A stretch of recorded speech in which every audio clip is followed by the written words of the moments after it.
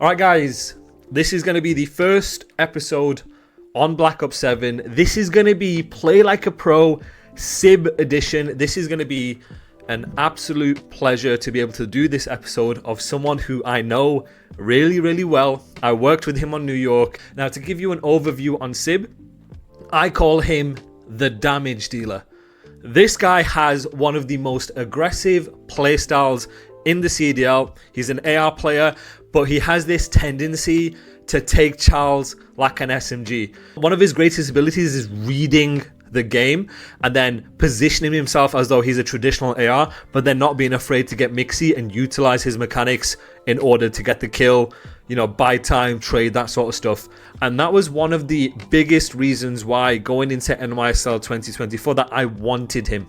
I could see the confidence this guy had when he played. I could see the decision making he had, the anticipation, the way he reads the game, the way he does it fast, and the way he's taken his Charles with confidence. Now, it is a double-edged sword.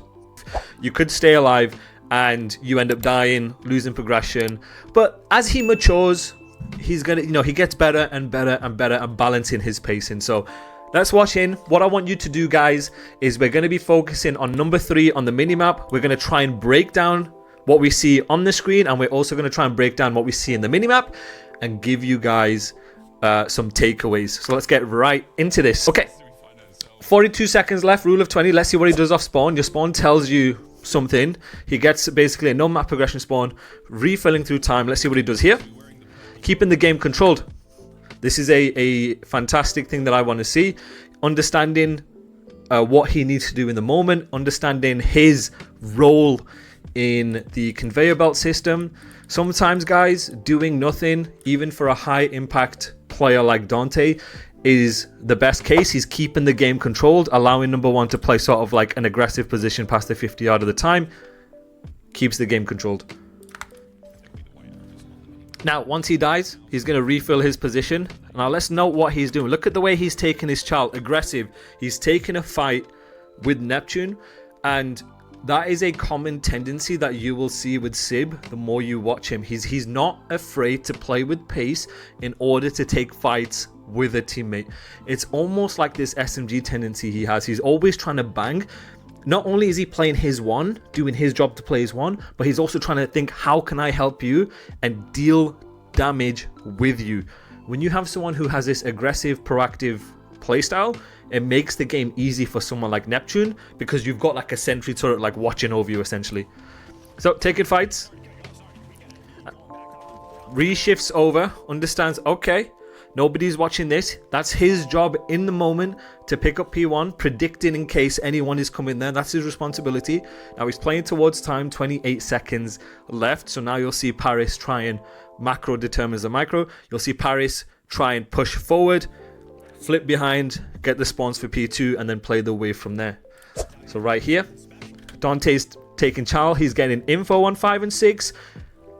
One of the beautiful things about the way SIB plays, and again, I'm going to emphasize this and I'm going to sound like a broken record the entire video, is when he's playing aggressive for information. So he's not hard committing. He's not hard committing to the fight. You'll see him almost shoulder peek.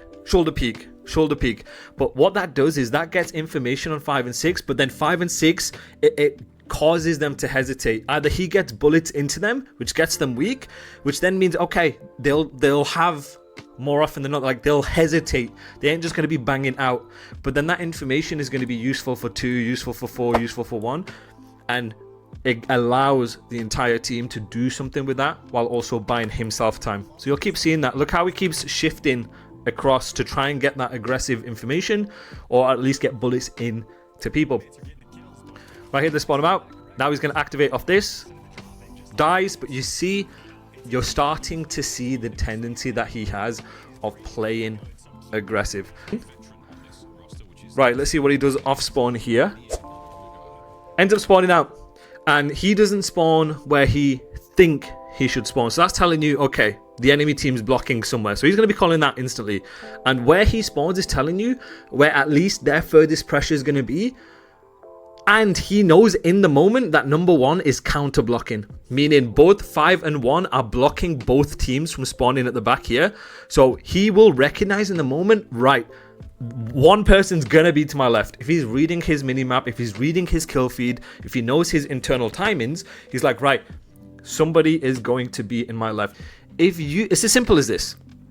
If you expect to spawn good, or you expect to spawn on a certain side, and you do not, someone is blocking. And as long as you look at your mini-map and you download that information from the wave before, you know, okay, you're blocking, sorry, the enemy's blocking, your teammates are counter blocking, and where you spawn will reinforce that picture you have in your head of where could they be. Because of look how deep he's spawning here, if you draw like the 4 quadrants, check out my YouTube channel, you know, okay, someone potentially could be towards my left, right? It's a weighted scale. Deeper he spawns, it's telling him in the moment, like he's piecing the picture in his head in the moment to make a decision off of that. This is what we call awareness. Like he's being aware of all the information he has in the moment to paint that picture of then what does he need to do at 51 seconds for him to then make the best decision possible right here. So right here, maybe he recognizes they're going to be P1. Look at how he Charles. Look at how he's instantly playing in case someone got a time in P1 and cut front P2. He's also relying on number 2 to watch the front to help him play that information. And let's see what he does here. He's going backwards. You see how he's going back and forth? Because he recognizes, guys, in the moment, right, someone could have got a split. If he's not here, he could be here. This is what we call timings, guys. I need you guys understanding. Well, you might ask what is timings. I need you guys to understand what you don't see is going to give you information of where they could be. This is how we use process elimination. And I know Dante personally. His process of elimination and then his decision making off that process of elimination is super fast. If you are not here in a certain amount of time based on where I think you're spawning, you are going to be here. If you're not here, you're going to be here. Guys, the more you play and the more you're intentional about your process of elimination, I promise you, your game sense, the quicker it becomes, the sharper your reads become. You know that feeling, guys? You've got the aim, you've got the arrows, but something is holding you back. You're tilting, you feel the pressure, missed opportunities. Guys, this is where my coaching comes in. Check out drule.co.uk. I train everything from your mechanics to your mindset. Learn how the pros do it. Decision making under pressure, focus, composure, mechanics, wherever it is. Check out the website, go to services. You'll have my personal coaching here, VOD review if you want, and downloadable courses for you guys if you don't have time for the 1v1. Downloadable courses that you can watch at your own pace. Check out the podcasts I've done and the journals I've written for free content. Guys, spots go quick. Check out my website. Get ready for Black Ops 7. Get yourself in that professional mindset. Book a coaching session here, guys. Thank you. And so right here, he's playing for that P1. And look at how he's playing it. He's shifting either side. So he's just got number 8 weak, which in his mind, he's thinking, right, someone could be to my left to chow me. Someone could be P1 to re-chow. He then reshifts around, reroutes to try and take that fight P1. 40 seconds left. So what's your win condition with 40 seconds left? We're trying to soak the time. We're trying to play the kills of the wave. Your macro determines your micro, but look how he plays it here. Refilling towards P1 because he's recognizing, right, well, he could be P1 and they could cut me the entire time. But I realize, okay, we have hill control, so they need to run towards hill to break hill. They could leave Dante alone. They could make Sib useless and just bang out towards time. So he's probably thinking in the moment, okay, I know they're going to bang out time. So he's rerouting here, playing for that P1, but he's doing it fast. Call of Duty, guys, Pro COD is about doing things fast without hesitation. You don't want to overcomplicate it. You don't want to overthink it. You're like, all right, don't see him P1. I know someone split spawned in here. They're going to be banging out time based on either enemies communicating, your teammates communicating, information you have in the moment. All right, I'm going to make this decision. And then they constantly update that as you're playing. Understanding when to use an SMG versus when not to. And I'll give Optic a lot of credit from Black Ops 6. where if you need to break a hill, what they tended to do is Mercules will pull out an SMG. They'll pull out a third sub in order to break a hill.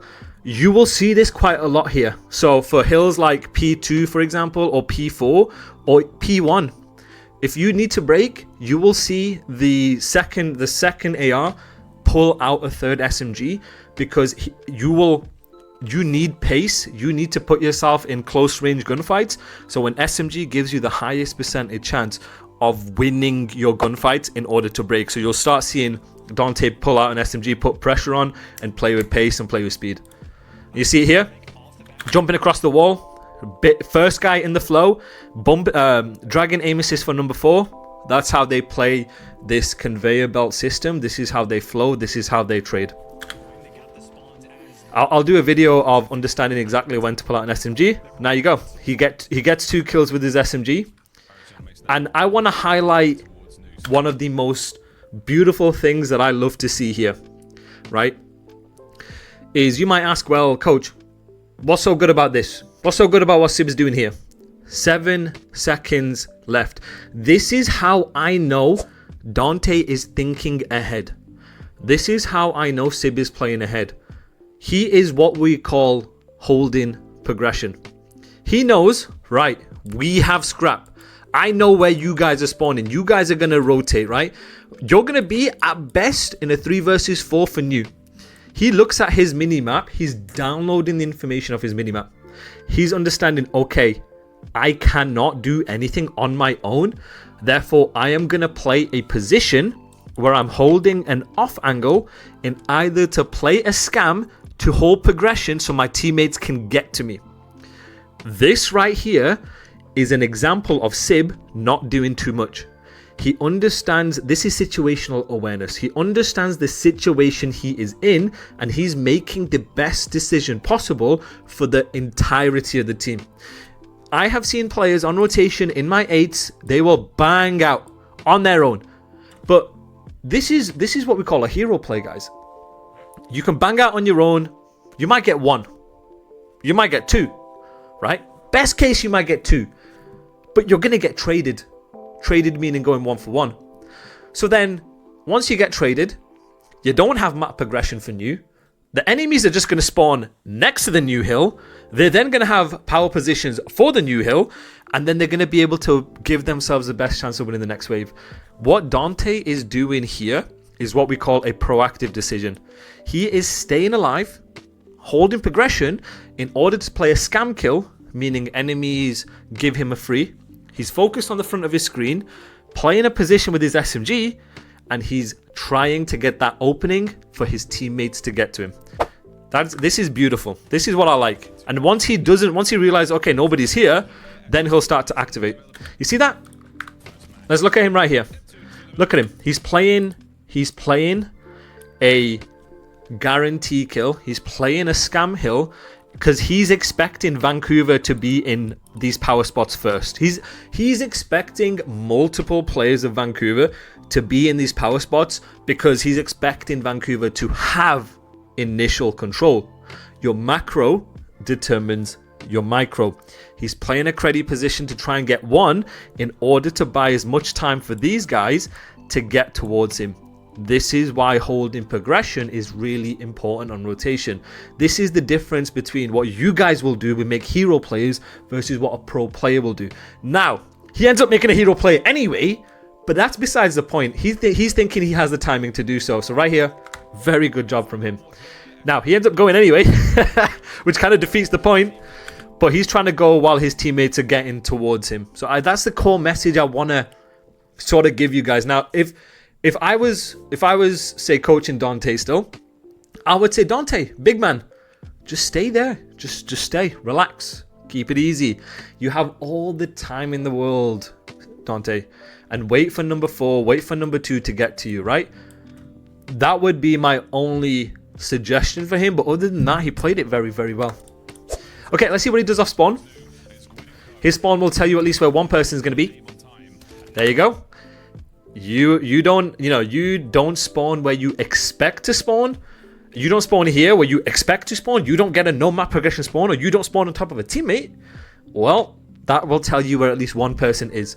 From that, it'll tell you where the second person is. So he's going to say, hey, they're going to be both sides. You know someone's going to be on this side, and obviously because you haven't spawned here, you know someone's going to be on that side. So let's see how he plays it. Does he rotate round like this in order to clear it, or does he shortcut? I'll be interested to see what he does here.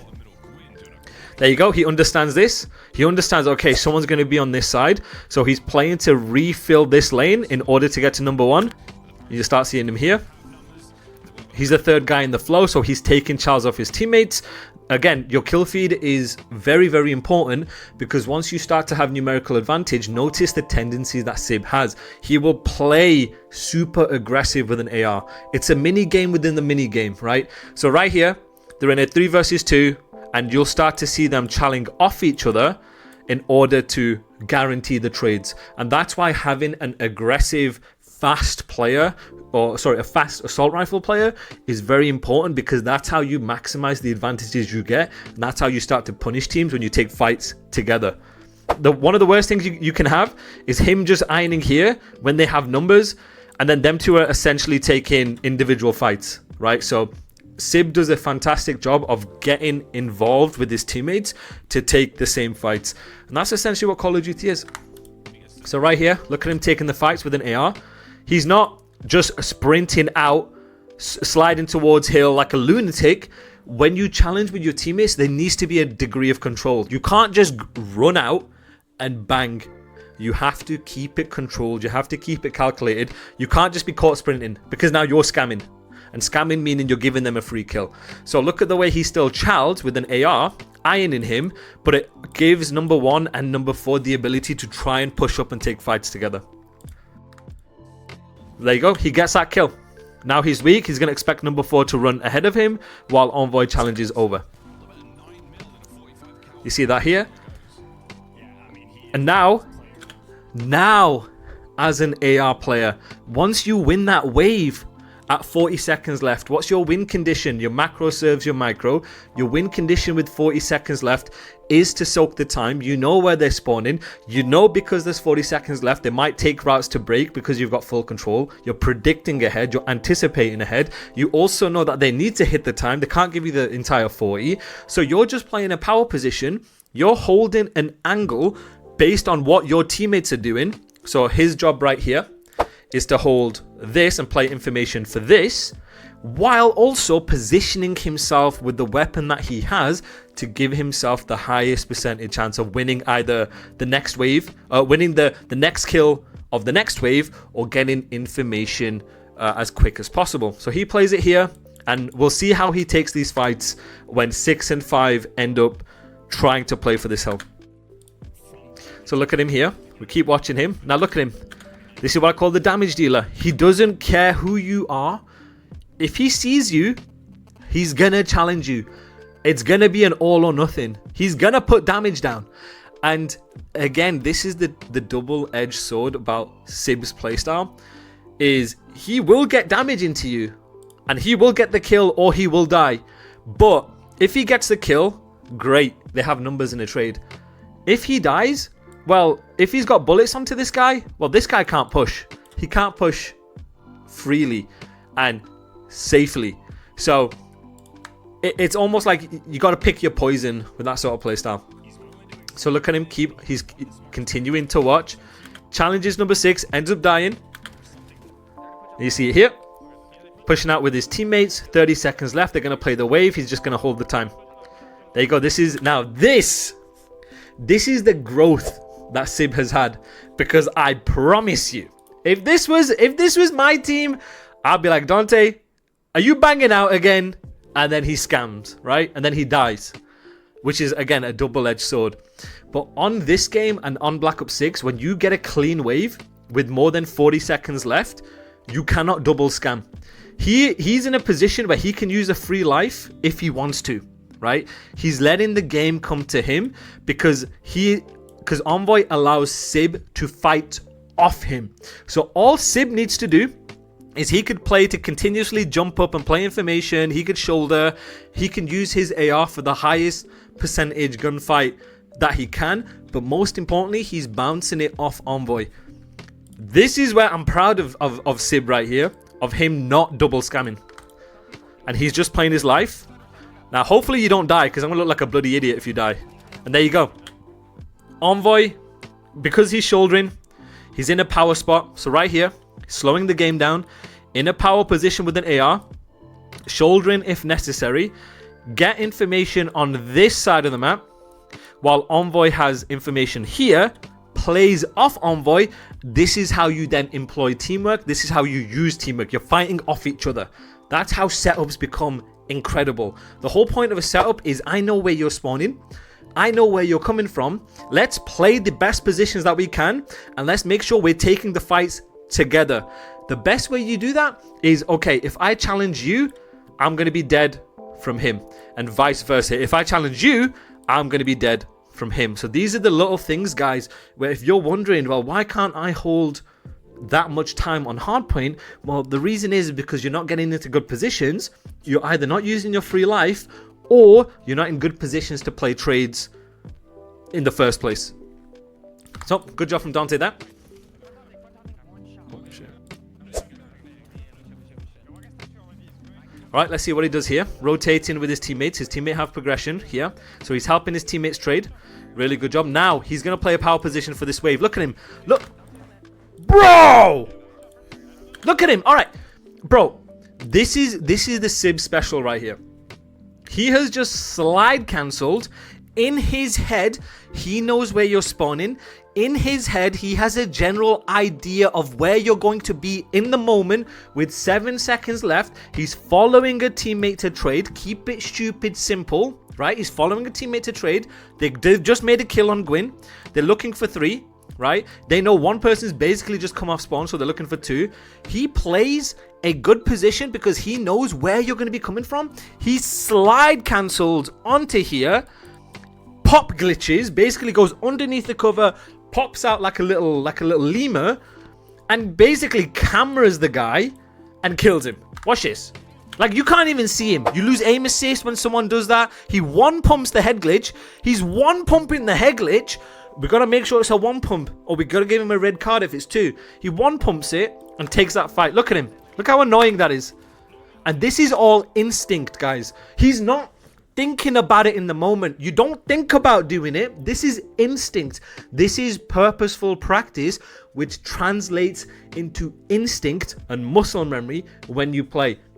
The fact that he's sliding here, recognizing and understanding where you're most likely going to be coming from and the hotspots you're going to be in, one pumps this.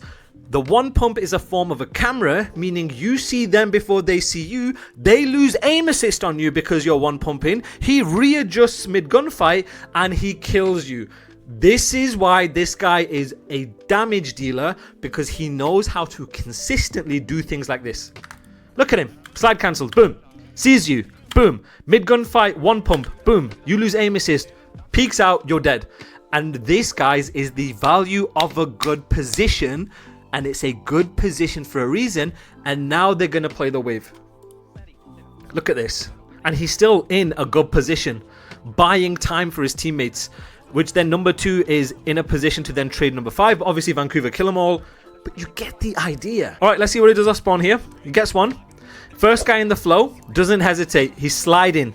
He's in his head. He always has an idea of like where you're going to be and what he needs to do. So this is part of systems, right? Like what your flow is based on where you're spawning, based on the wind conditions, the time on the clock, awareness, information, all of these different things you put together. And guys, you might wonder, well, is that not too much information for a pro player to have? A lot of these things come through practice. It comes through muscle memory. It comes through repetition. The same way when you type on a keyboard, you are not thinking of every single goddamn letter. You're thinking of what letter, but you're not just going duh. It's the same way with these pros, guys. They're so well drilled. They have a system.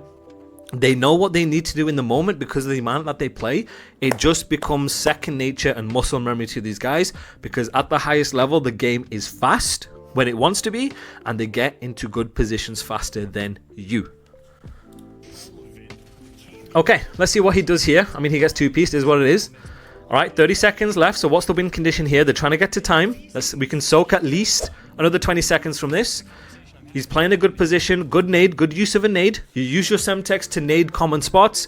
You can use your frags and your Semtexes to basically force him out of a power position, to either overextend to you or to play an unfavorable spot. So look at him ironing. Again, this is his internal predictions. He knows, okay, where are you going to be? Where are you going to be coming from? Based on obviously the information here, based on the information here, based on the information on these guys. Look how he takes his fights. Strafing, guys. Don't stand still. A big problem I see with you AR players who struggle to get out of diamond and platinum is you guys stand still. Sib is fantastic at using his left stick. He's using his left stick to place his crosshairs. He's using his left stick to center and strafe. I need you guys to use your left stick more. Use your right stick for micro adjustments and use your right stick for controlling your recoil. This guy is one of the best at doing it. All right, let's see what they do off spawn. 15 seconds left. Comes off spawn. Is he going to shift across as the third guy? Yes, he is. Plays the guy P1. Look at him. This is what I'm saying. This is the damage dealer right here. Look at him. He knows you're here, right? He's playing for that fight, and just make a note of his arrow. Tell me what he does here. After the fight's done, he re-engages. He tries to fight again after here. He's back. He moves to the right. And then he re-engages the left. Like, this guy will be all or nothing in trying to kill you. And he's going to keep killing you. And he's going to go back. And he's going to kill you. And he ain't going to quit until you're dead. And he gets two. He gets two. Alright, nice one. He gets two. So we're giving him two now. He gets one.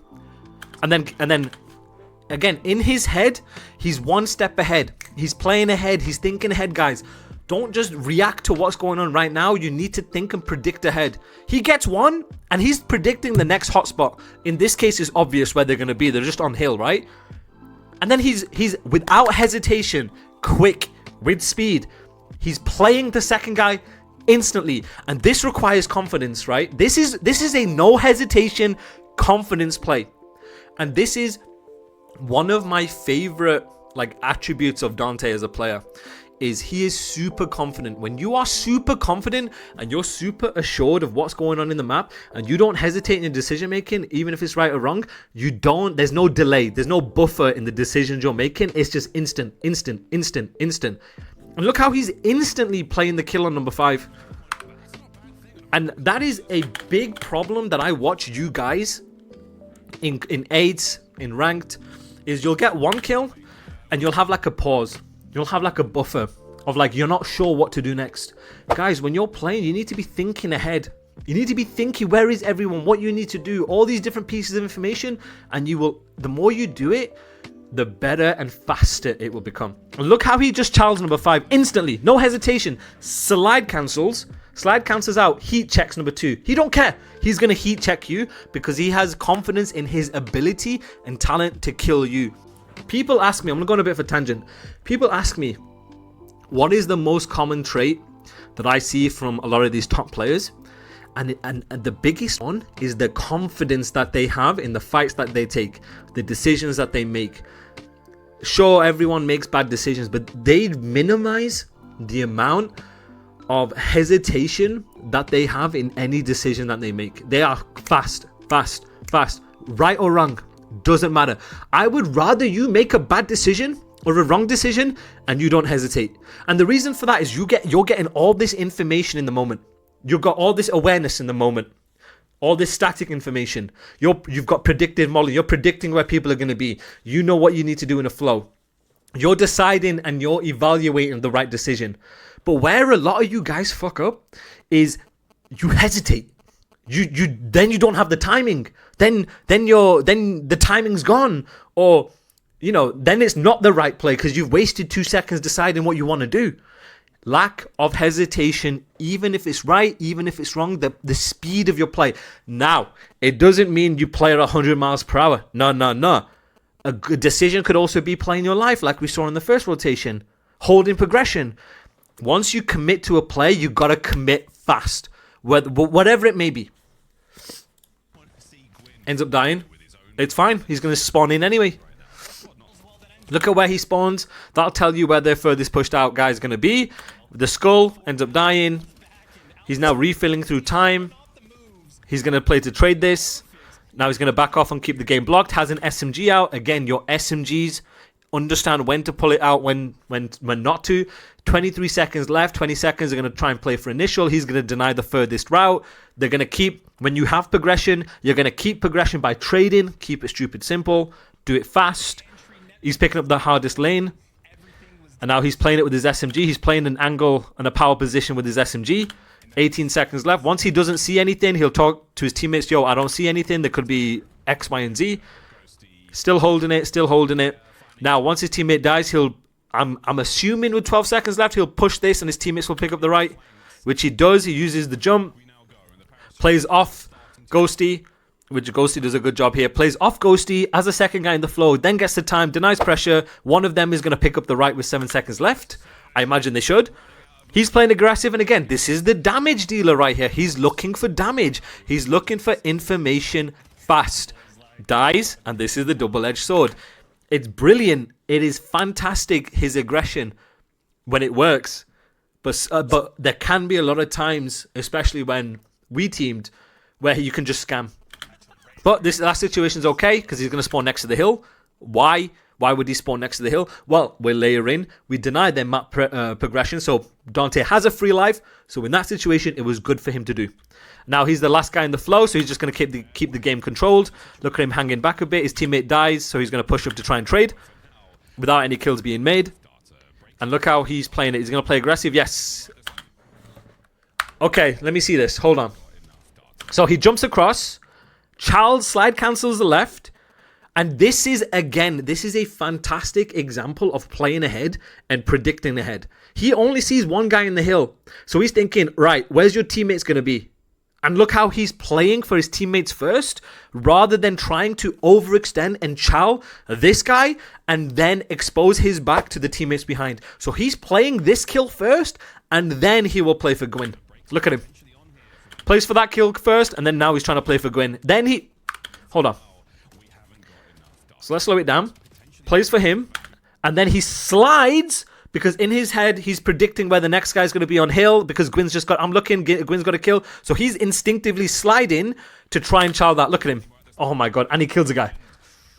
And now he's doing... Okay, now the hill then gets contested. The third guy, the last guy is there. So what you'll start to see is players are using their jumps and their advanced movement and their mechanics in order to buy time. So what he does is he ends up jumping off there to try and buy time because like, think about it this way, guys, is the enemy knows where you are. They have the red dot, the comm, whatever. So instinctively, the enemies are going to be trying to challenge you fast. They're going to be challenging you instantly. So what he's trying to do is, again, instinctively is the key word, is then you'll try and jump where you think someone's going to challenge you in order to throw them off. You're throwing off their prediction when he's trying to trade you. Like, the more you play, the more you'll start to understand that. Because COD's really fast. COD's trade heavy, 1-to-1. So he's trying to throw that off, jump off, try and like drag aim assist or try and like basically like move his centering. So the guy who's trying to trade SIB is centering in a certain location based on he's looking at his minimap where obviously like where the kill's gone down. So he's going to be centered around that, and he's using his movement to throw away the centering in order to try and at least get bullets into the third guy to make the trade easier for the last guy. Wow. All right, let's see what he does off spawn here. Third guy in the flow. He's just going to play to trade. They're reading the pressure, so he's playing to trade. Playing where the pressure's coming from, playing aggressive, and now he's the first guy in the flow. He's bumping out. And again, this is the beautiful thing about SIB that I really like about this guy, is he will have moments where he'll play like a traditional AR, meaning he will position himself to cut an angle by giving himself distance and letting the game come to him. And these guys, the tendency for these top players, it comes from reading the game. It comes from understanding where are the enemies spawning, what routes could they potentially be taking, what timings do they potentially have, and what position am I in. And you will see players like this who balance their pacing fantastically, where he's ironing, expecting people to come out towards him, more like a traditional AR. But then once, and this is for the next wave, and once trades start going down, he'll give up this position and play aggressive to use his movement in order to continue to trade.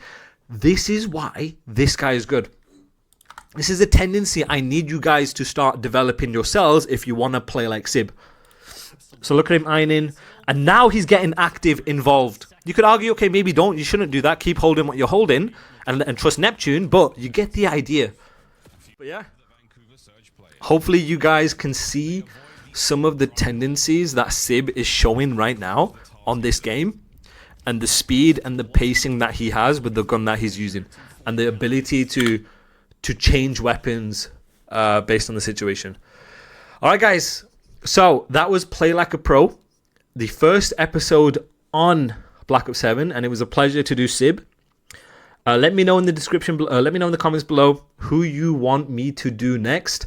As the season progresses, as I learn more of the game, as the players learn more of the game, there's going to be a lot more tendencies, habits, decision makings that they will do and that they will change that we can break down. So appreciate you guys watching. Oh my god.